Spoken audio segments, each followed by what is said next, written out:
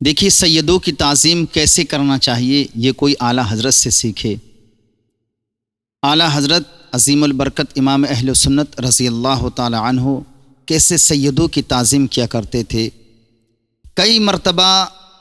آپ قلم کو روک دیا کرتے تھے اور کوئی حضور کی آل اولاد کا کوئی بندہ، کوئی شخص آ جاتا، یہاں تک کہ اگر کوئی چھوٹا بچہ بھی کھیلتا ہوا سامنے نظر آ جاتا، آپ قلم کو روک دیا کرتے اور تعظیم کے لیے کھڑے ہو جاتے۔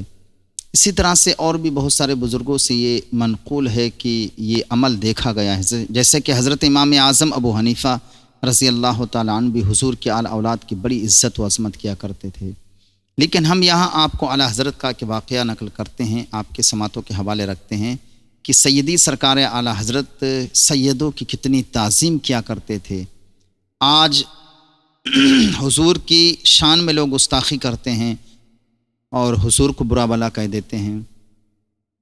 لیکن حضور کی شان تو بہت بڑی شان ہے۔ اگر حضور کی آل کا کوئی بھی بندہ یہاں تک کہ وہ دنیاوی سرمایہ نہیں رکھتا ہو، تب بھی اس کے پاس زیادہ دولت نہ ہو، تب بھی حضور کی آل اولاد کی عزت و عظمت ہمارے لیے ضروری ہے، واجب ہے۔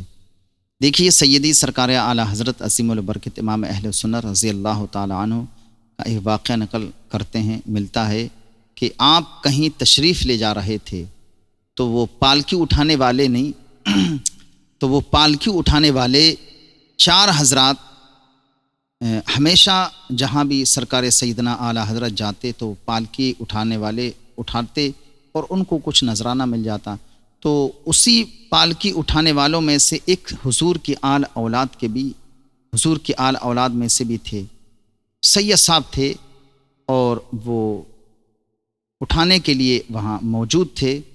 اب سرکار اعلیٰ حضرت کہیں تشریف لے جا رہے تھے، جبہ اور پگڑی امامہ باندھ کے بڑی شان و شوکت کے ساتھ باہر نکلے، عشاق آپ کا دیدار کر رہے تھے اور آپ کے ساتھ بھی چلنے لگے۔ جیسے پالکی میں بیٹھے اور ان پالکی اٹھانے والوں میں سے ایک سید صاحب بھی تھے۔ اب جب کچھ دور چلے تو حضور سیدی سرکار اعلیٰ حضرت نے کہا کہ پالکی کو روک دیا جائے۔ اب پالکی کو روک دیا گیا، پھر پالکی کو نیچے رکھا گیا۔ اس کے بعد حضور اعلیٰ حضرت کہتے ہیں کہ یہ بتائیے کہ عام میں سے کوئی شخص حضور کی آل اولاد میں سے تو نہیں ہے، کوئی سید تو نہیں ہے۔ اب وہاں چار حضرات پالکی اٹھانے والے سب نے سروں کو جھکا لیا، کوئی اس بات کو بتانے والا نہیں کہ میں حضور کی آل اولاد میں سے، میں سید زادہ ہوں۔ پھر ایک شخص آگے بڑھے، انہوں نے کہا کہ حضور کے کام کرنے والے سے ذات پات کا مسئلہ نہیں پوچھا جاتا ہے، کام کرنے والا کام کر کے چلا جاتا ہے، تو اگر آپ حضور کی آل اولاد کا، سرکار سیدنا اعلیٰ حضرت نے حضور کی آل اولاد کا واسطہ دیا، تب وہ باہر نکل کے آئے اور کہا کہ میں حضور کی آل اولاد میں سے ہوں، اور اس بات سے تو انکار نہیں کیا جا سکتا کہ میں حضور کی آل سے نہیں ہوں، لیکن یہ ہے کہ ذات پات نہیں پوچھی جاتی، مزدور سے مزدوری کرنے والا مزدوری کرتا ہے، اس کے بعد اپنا نذرانہ لے کر چلا جاتا ہے۔ بہرحال آپ نے ان کے سامنے بڑی حضور سیدی سرکار اعلیٰ حضرت نے معافی تلافی کی، اور دیر تک آپ جو ہے اس طرح سے الفاظ کہتے رہے کہ کل قیامت کے دن اگر آپ کے نانا جان نے سوال کر دیا تو میں کیا جواب دوں گا کہ اے احمد رضا، ہماری آل اولاد کے تمہارے لیے تمہاری پالکی کا بوجھ اٹھائیں، اس لیے ہماری آل اور اس لیے تم نے یہ شہرت اور عظمت پائی کہ تم،